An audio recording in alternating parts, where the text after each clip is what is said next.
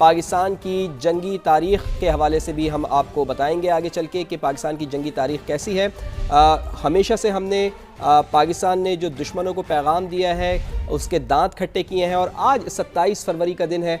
Operation Swift retort की भी अगर हम बात करें तो हमने उस वक्त भी पाकिस्तान ने अज़ली दुश्मन भारत को बड़ा नुकसान पहुंचाया। दुरुस्त बात है फवाद, यकीनी तौर पर एक वो 27 फरवरी और यकीनी तौर पर आज 27 फरवरी 2026 एक बार फिर हमने बता दिया है, जिन्होंने सबक नहीं सीखा माजी से उन्हें फिर ये सबक दोहरा दिया। फौज पाकिस्तान को दादे शुजात और सलाम। 27 फरवरी असली दुश्मन के नापाक अज़ाइम खाक में मिलाने का दिन है, पाकिस्तान की जंगी तारीख के एक रोशन बाब का दिन है।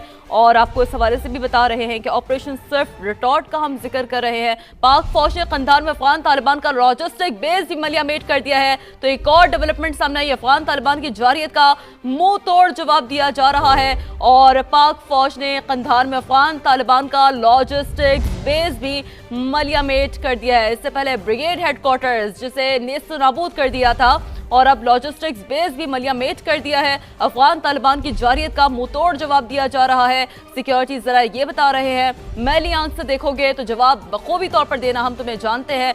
वाज़ेह तौर पर बताया जा रहा है, पूरी दुनिया ये विटनेस कर रही है कि अपनी सरजमीन पर मैली आंख बर्दाश्त नहीं करेंगे और एक एक इंच का दिफा करना जानते हैं। पाक फौज ने कंधार में अफगान तालिबान का लॉजिस्टिक्स बेस भी मलियामेट कर दिया है। बिल्कुल, और जिस तरह कंधार की भी बात कर रही हैं आप, इसी तरह अंगूर अड्डा है, पक्तिका है और दीगर जो शहर हैं जहां से ये तालिबान ऑपरेट हो रहे थे, लॉजिस्टिक सपोर्ट्स इनको यहाँ से मिल रही थी। तो पाकिस्तान ने पूरा टारगेट करके, पूरा प्लान करके इस चीज़ को एग्जीक्यूट किया है और इस चीज़ का ख़ास तौर पर ख्याल रखा। जिस तरह शिरीन आप भी जिक्र कर रही थी कि बड़ी प्रोफेशनल अफवाज पाकिस्तान है, अपने टारगेट को सेट किया और इस बात का ख़ास तौर पर ख्याल रखा कि जो वहाँ के जो आम शहरी हैं, मासूम लोग हैं, उनको किसी किस्म का कोई नुकसान ना पहुँचे। तो टारगेटेड ऑपरेशन किए गए हैं, टारगेट्स को लॉक किया गया है और उन्हीं जगहों को निशाना बनाया गया है जहां से ये दहशतगर्दी परवान चढ़ रही थी। तो अभी आप बता रही थी कि कंधार में लॉजिस्टिक सपोर्ट्स जहां से मिलती थी, उस बेस को भी पाकिस्तान की जानिब से तबाह किया गया है और इसके साथ साथ अफगान रजीम की जारियत पर अफवाज पाकिस्तान का मुंह तोड़ जवाब सामने आ रहा है। मुसलसल हम ये देख रहे थे कि दरअंदाजी की कोशिशें की जाती थी, सरहद पार से दहशतगर्दी की कोशिश की जाती थी और रमज़ानुल मुबारक के महीने में भी शिरीन हमने ये देखा है, हमने बहुत ज़्यादा बर्दाश्त से काम लिया है। हमने कोशिश की है कि किसी तरीके से इन लोगों को समझाया जाए जो मासूम लोगों के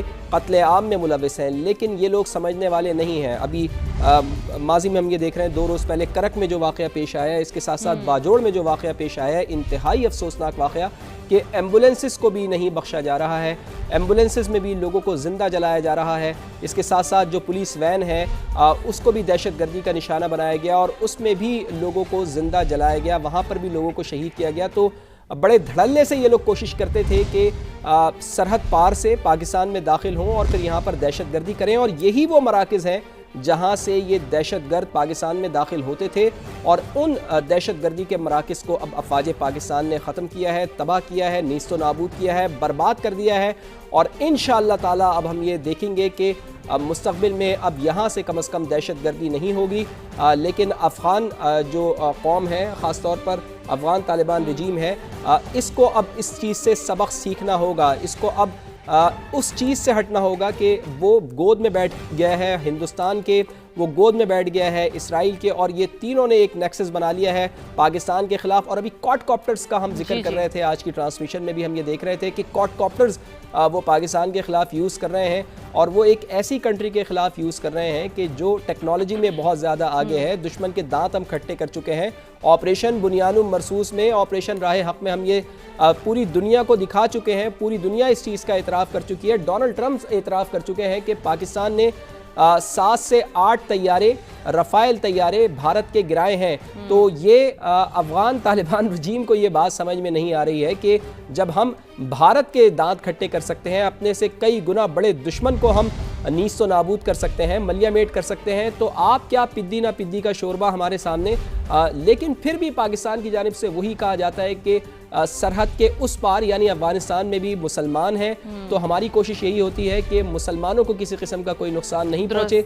लेकिन ये जो दरिंदे हैं, ये इंसानियत के कातिल, ये तो इंसान कहलाने के भी लायक नहीं है। इसीलिए पाकिस्तान की जानिब से उन लोगों को मखसूस टारगेट करके निशाना बनाया गया है जो लोग दहशतगर्दी। और देखिए फवाद, वही वाली बात है, जैसे कि मैं आपकी गुफ्तगू को आगे बढ़ाती हूँ कि ये जो अड्डे हैं, जैसे कि आपने कहा कि अब मुस्तकबिल में दहशतगर्दी की जो एक परवान चढ़ते हुए आ रहे हैं, जहाँ से जहन साजी होती रही है, ये गढ़ हैं, इन मराकज़ को नेस्तो नाबूद किया गया। यानी कि यकीनी तौर पर पाक फौज ने पाकिस्तान के लिए जो जंग है वो तो लड़नी ही लड़नी है। यानी कि हमारी सरजमीन की तरफ अगर आप मैली आंख से देखेंगे तो हमने तो जवाब देना ही देना है। लेकिन आप ये देखें कि पाक फौज के इस जो अज़ाइम है, जो इस हवाले से जो ये तमाम तर इक़दाम किए गए हैं, इसका इम्पैक्ट पूरे खित्ते के लिए आप देखें पॉजिटिव साबित होगा। यानी कि यकीनी तौर पर सिर्फ पाक सरजमीन इस तमाम तर इक़दाम के बाद सिर्फ पाक सरजमीन महफूज नहीं होगी इंशाअल्लाह ताला, बल्कि ये तमाम तर जो इक़दाम